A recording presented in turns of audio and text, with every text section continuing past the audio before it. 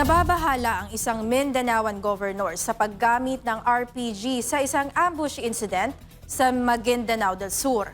Nagbungkahi naman ito ng solusyon para sa kapayapaan. Si Carlo de la Peña sa report. Nakuna ng CCTV ang pananambang nitong nakaraang buwan kay Sharif Agwak Mayor Dato Ahmad Mitra Ampatuan. Hindi lang ordinaryong baril ang ginamit ng mga sospek kundi rocket-propelled grenade o RPG. Dahil sa tindi ng pangyayari na yan sa Maguindanao del Sur, naibalita ito hindi lang sa Pilipinas kundi pati na rin sa iba't ibang international news outlet. Para kay Sultan Kudarat Governor Dato Pax Ali Mangudadato, nakababahala ang ganitong insidente. Imagine nyo, nakarating na tayo sa international news. Dapat meron pa rin tayong response niyan. Paano natin ayusin ang imahe ng Pilipinas na hindi pa nga nag-release yung GTA 6, tayo na yung cover. Nakaligtas naman ang target ng pananambang na si Mayor Ampatuan. Pero napuno ng memes sa social media ang paggamit ng RPG sa ambush. Yung aking concern dito is yung Maguindanao na concern. I hope they will stop holding RPGs. Dapat ballpen, papel, libro ang hinahawakan ng mga bata. Yung pumotok ng RPG, bata yun eh. He should have been in school. Malapit lamang ang Sultan Kudarat sa BARM kaya concerned din ito ng mga taga-probinsya.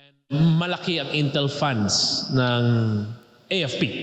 And I really hope that they will be able to crack down lahat ng mga illegal na yan.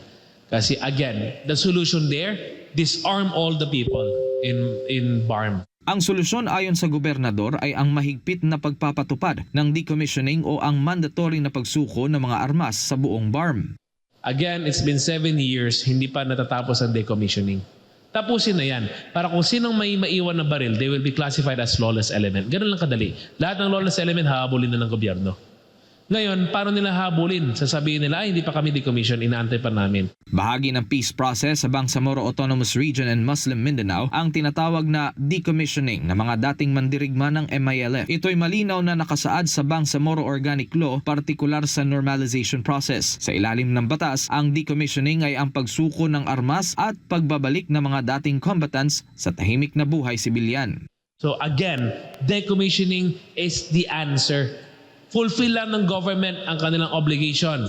Fulfill lang ng MILF ang kanilang obligation. Balik lang tayo sa usapan, tapos tayo.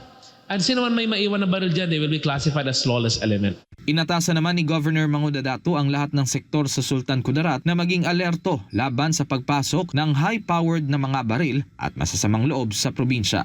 Dito sa Sultan Kudarat, while we're safe, we want to make sure na hindi sila makakarating dito. Hindi makakarating dito yung mga armas na yan dahil hindi natin kinakailangan yan. It's just a disturbance. Para sa Diyos at sa Pilipinas kong mahal, Carlo de la Peña, SMNI News.